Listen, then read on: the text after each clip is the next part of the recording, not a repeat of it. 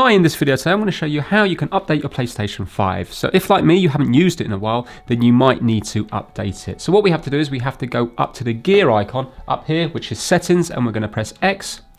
And then we're going to go down to System, X.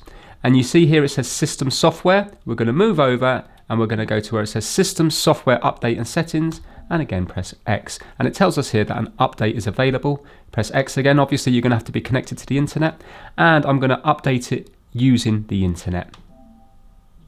It says here it will be updated and it will restart and start the update. This will take a while, so I'm going to go through it now. Press X on that, and I'm just going to leave it be. And it's just reminding us not to turn off the PlayStation 5 or insert or eject discs.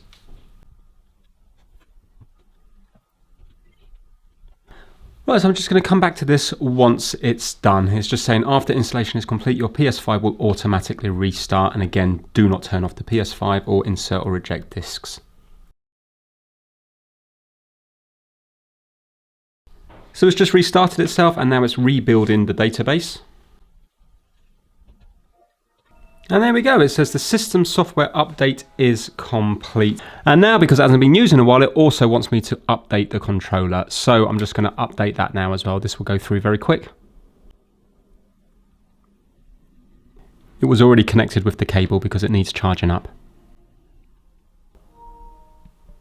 And there we go, we have now updated it. If we were to go back up to System Settings, System, Update, it says up to date here under Update System Software. So there we have it, nice and straightforward. Thank you so much for watching.